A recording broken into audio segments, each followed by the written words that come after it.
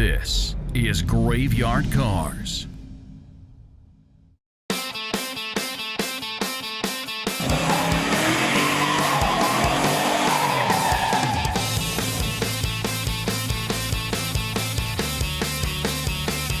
For those of you who have been fans of Graveyard Cars all these years, since we started in 2012, you'll recall back in season 3, we restored a 1971 Cuda 340 4-speed. This was a numbers matching car. Now, the person that we sold the car to that wanted us to do the restoration on it loved Phantasm, much like myself. He asked, could we do a tribute to it? Maybe a tribute on steroids.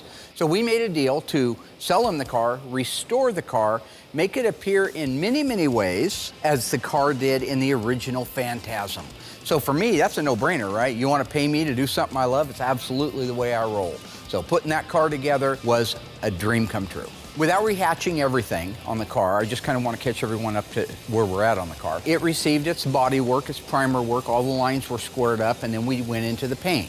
We used single-stage 9700 PPG paint on it. I actually did some of the work myself. You'll see me in there with the gun doing my magic, right? Probably one of the last times cars came out like glass.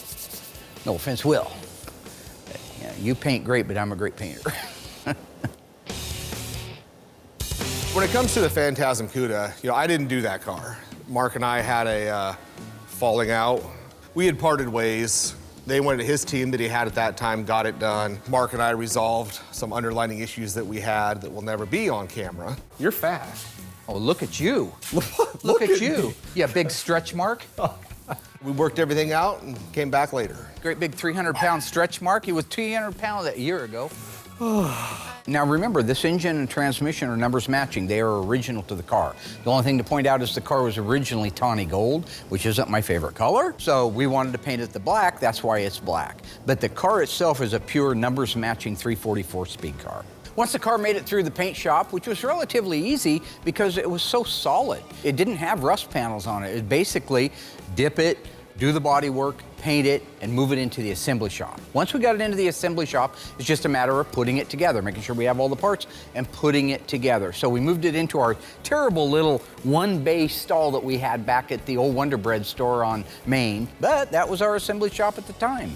Now, in case any of you folks are wondering at home why I'm rehatching old material, it isn't because we're out of fresh material by any means. It's Halloween. Another thing that had to be done in the car, of course, is the front and the rear suspension. Now, our process has changed over the years, even since we did that car. One funny common thread about it that hasn't changed is Dougie was actually there back then helping do it. You look, that is Dougie in that scene working on the front and the rear suspension. A lot of people don't know this, but I used to work for Mark back in the day when he first started Graveyard Cars. It's kind of funny, but I'm doing the same thing now that I did back then, removing, detailing, and reinstalling all the drivetrain for these cars. It's really cool to see how we did things then versus now. I see a total evolution in every step of the process. Now, once all the suspension was built out and ready to go into the car, the engine came back from the machine shop. It was really nice timing because we were on a short deadline and things went quick. And so we picked it up, brought it back to the shop, did all of the necessary bolt-on stuff so that we could do painting.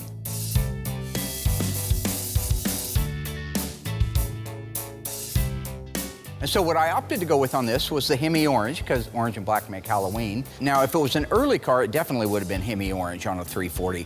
But mid-year, those engines started showing up as corporate blue. So that car was built in February of 1971. I could have gone either way. Why not go with orange, right? I love the orange and the black. I actually painted it myself, did the DP90 on it, sprayed it with the single-stage EV2. We just take out the metallic, and voila, you got a painted 340.